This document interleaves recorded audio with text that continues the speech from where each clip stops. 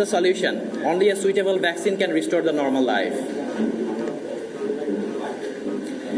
একটা ভ্যাকসিন যখন আমরা ইনজেক্ট করি জেনারেলি আসলে বডিতে কিভাবে রেসপন্স করে আপনারা দেখতে পাচ্ছেন একটা অ্যান্টিজেন সেটা আমরা যখন ইনজেক্ট করি বডির ডেনড্রাইটিক সেলগুলো সেটাকে প্রসেস করে একটা টি সেল সেটাকে রিসিভ করে এবং বি সেলকে রেকগনাইজ করে কিছু সাইটোকাইন রিলিজ করে আলটিমেটলি একটা নিউট্রালাইজিং অ্যান্টিবডি রিলিজ হয় যেটা আমাদেরকে সেই স্পেসিফিক অ্যান্টিজেনের এগেনস্টে প্রোটেকশন দেয় আপনারা দেখতে পাচ্ছেন এই গ্রাফটা আপনাদের সবার পরিচিত শুরু থেকে একটা অ্যাকিউট ইনফেকশন যখন হয় কোভিড-19 ক্ষেত্রে 0 থেকে 5 দিন পর্যন্ত ইনফেকশনটা থাকে সেই সময় ভাইরাল আরএনএ ডিটেকশন হয় 3 দিন থেকে আমরা আইজিএম অ্যান্টিবডি সেটা তৈরি হওয়া শুরু হয় এবং একই সময়ে আমাদের আইজিজি অ্যান্টিবডি তৈরি হয় যেটাকে আমরা নিউট্রালাইজিং অ্যান্টিবডি বলতেছি এই অ্যান্টিবডিটা একটা সার্টেন লেভেল পর্যন্ত থাকতে হবে যাতে সে আমাদেরকে স্পেসিফিক অ্যান্টিজেনের এগেনস্টে একটা লাইফ লং ইমিউনিটি দিবে আদৌ এই অ্যান্টিবডিটা আমাদেরকে ইমিউনিটি দেবে কি না সেটা ডিপেন্ড করছে এই অ্যান্টিবডিটা কতদিন আমাদের বডিতে আছে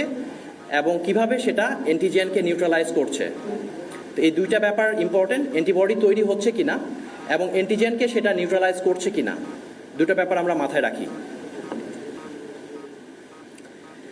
আমরা আমাদের ভ্যাকসিনের যে ওয়ার্কফ্লো ফলো করেছি কিভাবে করলাম একটু যদি দেখেন আমরা প্রথমে এনসিভিআই ভাইরাস ডাটাবেস অ্যানালাইসিস করেছি যত হোল জিনোম সিকোয়েন্স করোনা ভাইরাসের ডিপোজিটেড হয়েছে সবগুলো আমরা অ্যানালাইসিস করেছি তার মধ্যে বাংলাদেশেরও 76টি সিকোয়েন্স আছে সেই এনসিভিআই ডাটাবেজের ভাইরাল সিকোয়েন্স অ্যানালাইসিস করে আমরা বায়োইনফরমেটিক্স অ্যানালাইসিস করেছি এবং আমাদের ক্যান্ডিডেট ডিজাইন করেছি আমরা আমাদের প্রকিউরমেন্ট করেছি আমরা স্যাম্পল কালেকশন করেছি আইডেন্টিফিকেশন করেছি ভাইরাল এমআরএনএ এক্সট্রাকশন করেছি পিউরিফিকেশন করেছি কমপ্লিমেন্টারি ডিএনএ সিনথেসিস করেছি আমাদের টার্গেটকে আমরা অ্যাম্প্লিফাই করেছি সিকোয়েন্স অ্যানালাইসিস করে কনফার্ম করেছি টার্গেট ঠিক আছে কি না টার্গেট মডিফিকেশন করেছি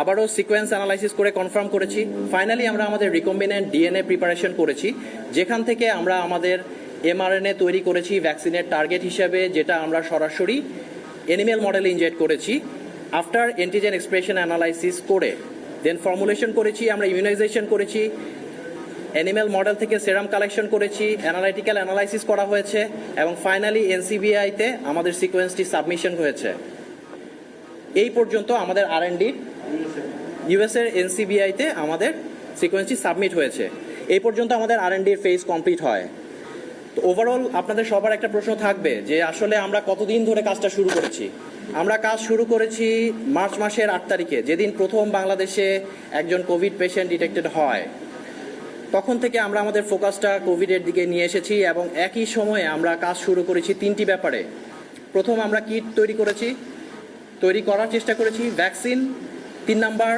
একটি বায়োলজিক্স মার্চের 23 তারিখে সেই ফলশ্রুতিতে আমরা একটি কিট সাবমিশন করেছিলাম সেই ব্যাপারে আমরা অবজারভেশন পেয়েছি সেটা নিয়ে কাজ হচ্ছে খুব সহসা আপনারা সেই কিটের আপডেটও পাবেন আপাতত আমরা ভ্যাকসিন নিয়ে একটি ঘোষণা দিচ্ছি আপনারা দেখবেন মার্চের 8 তারিখ থেকে শুরু করে আজকে পর্যন্ত আমরা একটু আগে যতগুলো অ্যাক্টিভিটি দেখিয়েছি এই সবগুলো অ্যাক্টিভিটি ফেজ বাই ফেজ করেছি যার মধ্যে অ্যানিমেল মডেলে একটা প্রিলিমিনারি ট্রায়াল ছিল যেটা আমরা শুরু করেছি জুন মাসের 10 তারিখে আমরা র্যাবিটে এই টেস্টটা করেছি এবং র্যাবিটগুলোকে আইসোলেশন করেছি জুন মাসের 10 তারিখে জুন মাসের 12 তারিখে আমরা প্রি ইমিউন সেরাম কালেকশন করেছি জুন মাসের 14 তারিখে আমরা আমাদের 3টি টার্গেট অ্যান্টিবডি দিয়ে ইমিউনাইজেশন করেছি এবং ঠিক 7 দিন পরে আমরা জুন মাসের 21 তারিখে সেকেন্ড আরেকটা ডোজ দিয়েছি এবং জুন মাসের 28 তারিখে ফাইনালি 14 দিন পরে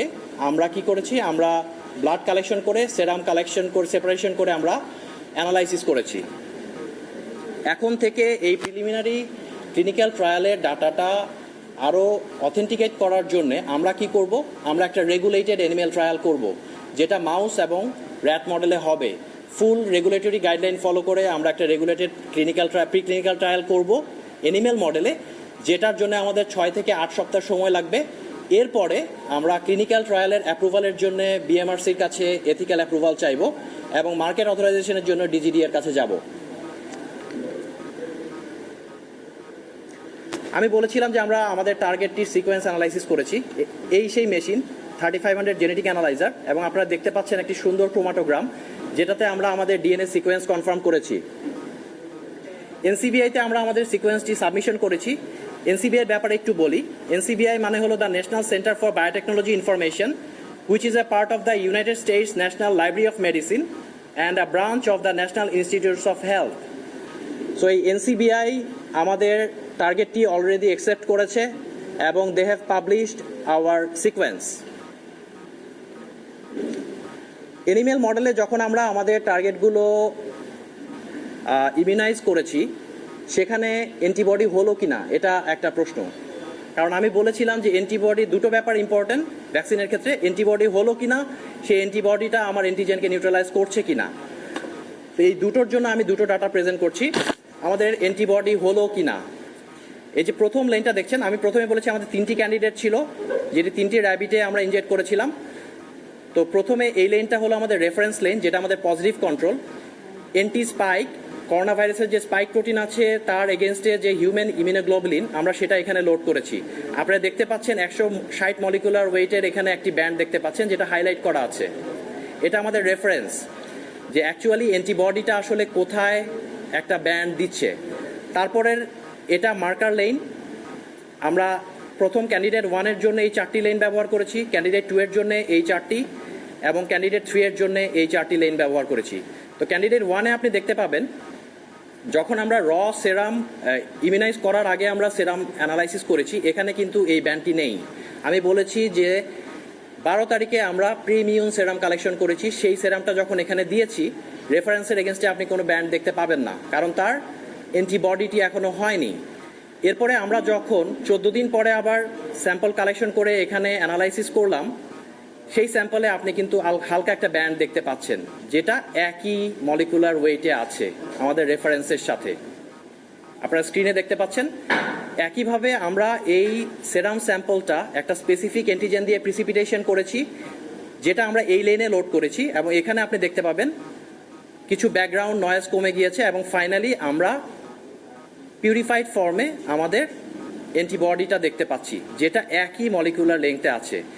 একইভাবে আমরা যে অ্যান্টিজেন দিয়ে প্রিসিপিটেট করলাম সেখানে কিছু রয়ে গেল কিনা সেটাও আমরা এখানে রান করে দেখেছি, সেখানে এই ব্যান্ডটি পাওয়া যায়নি।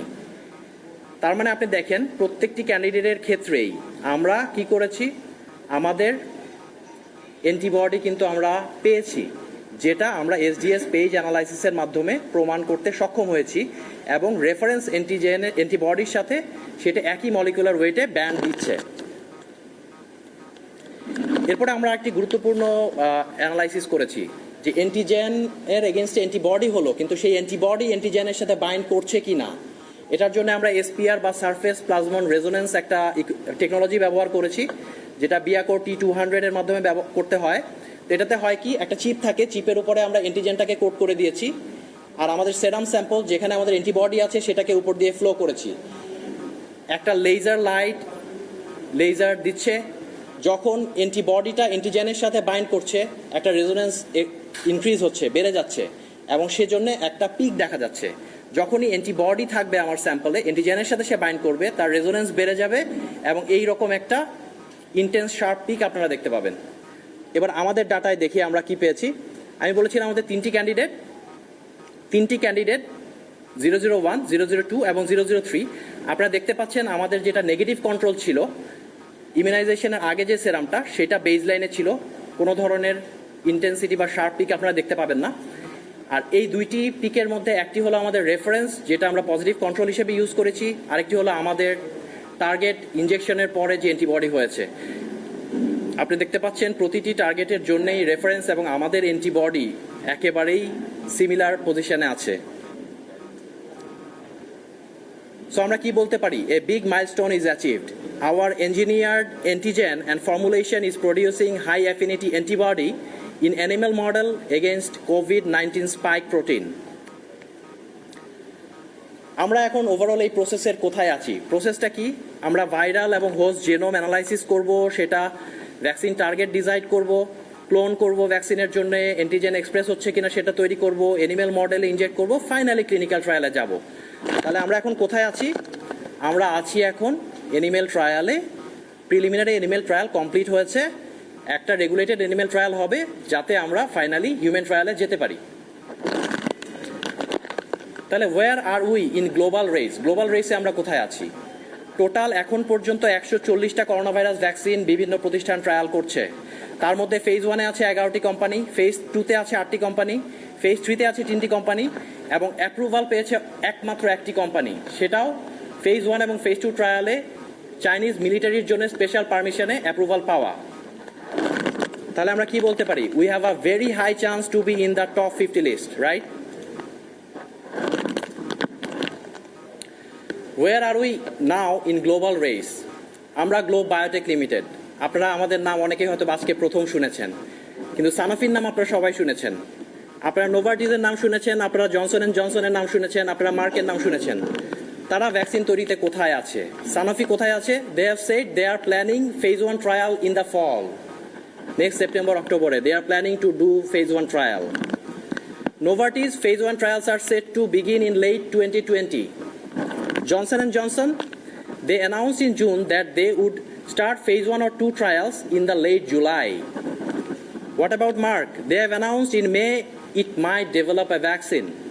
So, many big boys are lagging and we are well in the race, right? Is it believable to get it so fast? অনেকের মনে প্রশ্ন জাগবে যে এত কম সময়ে কিভাবে ভ্যাকসিন তৈরি হচ্ছে। আপনারা দেখবেন এটা নেচারের একটি ডাটা। ডেঙ্গু 1906 সালে ভ্যাকসিন তৈরি করা শুরু করেছে, 115 বছরে তারা ভ্যাকসিন ডেভেলপ করেছে। আপনারা দেখতে পাবেন ইভোলার জন্য অলমোস্ট 27 ইয়ার্স লেগেছে, লাসা ফিভার 39 ইয়ার্স। কিন্তু যখন আপনি টেকনোলজিক্যাল অ্যাডভান্সমেন্টের দিকে আস্তে আস্তে আগাবেন, আপনি দেখবেন সার্স-CoV-2, সার্স-CoV, জিকা ভাইরাস, মার্স-CoV, এগুলো কিন্তু সময় কমে গিয়েছে। ফাইনালি কোভিড-19-এর জন্য অনলি 3 মাসে সেটা সম্ভব হয়েছে। যেমন এখন আপনারা ভ্যাকসিন প্রডিউসিং কোন একটা কোম্পানির নাম শুনলে সবার আগে মডার্নার কথা শুনবেন, তাদের 69 দিন লেগেছে। টোটাল 69 দিনে তারা তাদের ভ্যাকসিন ডেভেলপ করেছে। সো ওরা যদি পারে অবশ্যই আমরাও পারবো। কেন পারবো? Because recent advances in science and technology and globe Biotech limited has this পাওয়ার। আসুন দেখি যে আসলে কেন আমাদের ভ্যাকসিনটা, আমাদের নিজেদের ভ্যাকসিন কেন দরকার। Because globally 7 billion doses per year of the vaccine is needed. The global manufacturing capacity of vaccine is approximately 1.5 billion doses per year. WHO has hardly successful to achieve vaccine supply target to the promised communities. Qualified cold chain logistics system is necessary for maintaining quality of the vaccine. The pandemic situation will likely stay for years, may require repeated doses. So এই কারণেই আমাদের কিন্তু দরকার আমাদের নিজেদের একটা vaccine. উন্নত দেশ বানাবে, WHO সেটা আমাদের দিবে, সেই আশায় বসে থাকলে হবে না। সবাই করতেছে, ইন্ডিয়া করতেছে, ভারত বায়োটেকনোলজি অলরেডি তাদের ফেজ 1 ট্রায়াল শুরু করেছে, আমরা কেন করব না?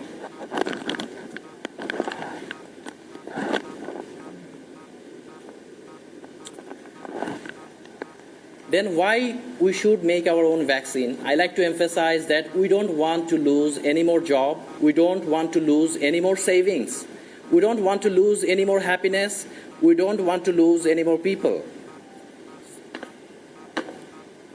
We can't afford to lose any more.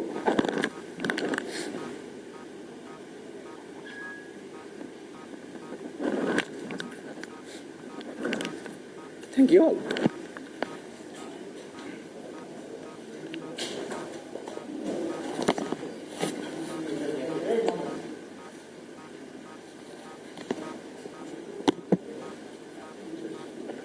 Sorry.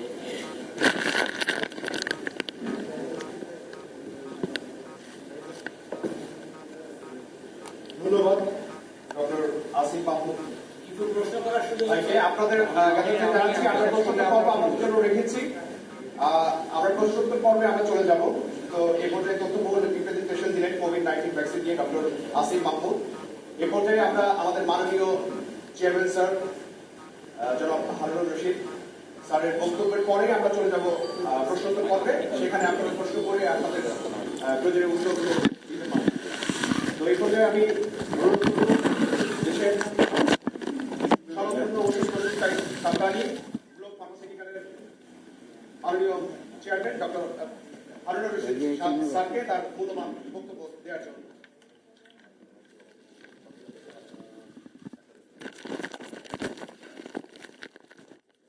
বিসমিল্লাহির রহমানির রহিম।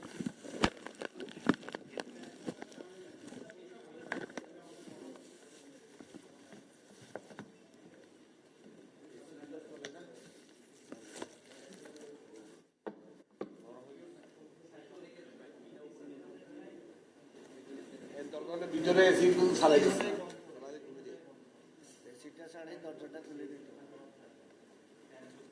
আমি শুরু করি।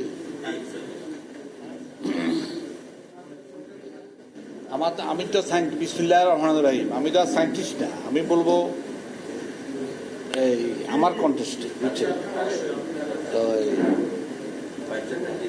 আজকে গ্লোব বায়োটেকের জন্য একটা বিশেষ দিন, এবং আমি মনে করি বাংলাদেশের জন্য একটা বিশেষ দিন। আমি এই কারণে বলতেছি, বাংলাদেশ যে আপনার ভ্যাকসিন নিয়ে কাজ করবে, ভ্যাকসিন নিয়ে চিন্তা করবে নিজস্ব টেকনোলজিতে, এটা পৃথিবীর অনেক কান্ট্রি বিশ্বাস আগে করতো না, এখন করে। কারণ আমরা গ্লোব বায়োটেক ইন্টারন্যাশনালি এখন এমন এক পর্যায়ে গেছে, সারা পৃথিবীতেই আমাদের এখন গ্লোব বায়োটেকের নাম আছে। কারণ আমরা অলরেডি আমাদের কিছু টেকনোলজি আমাদের প্যাটেন্টও হয়ে গেছে ইউএসএফডিতে। হয়তো বাংলাদেশের মানুষ জানে না যে আমরা, অনেকে জানে না গ্লোব বায়োটেক নামে একটা প্রতিষ্ঠান আছে। কারণ মানুষের একটা ড্রিম থাকে, স্বপ্ন থাকে। আমার এরকম, আমার স্বপ্নটা লং টার্ম স্বপ্ন, এমন এক জিনিস দিব যেন পৃথিবীতে আমি মারা যাওয়ার পরও বা আমার জেনারেশন মারা যাওয়ার পরও যেন এই জিনিসটা থাকে। আজকে ধরেন যারা মার্ক বলেন, এরা বলেন, এরা তো যারা ফাউন্ডার, এরা তো কেউ নাই। জিনিস করে দিয়ে গেছে, জেনারেশন টু জেনারেশন চলতেছে। দেশে প্রথম কোভিড-19 ভ্যাকসিন আবিষ্কার নিয়ে গ্লোব বায়োটেকের ব্রিফিং চলছে। আমরা সরাসরি সম্প্রচার করছিলাম সেটি। ক্লেমন নিউজ আপডেটে একটা বিরতি নিচ্ছি, ফিরছি একটু পরে।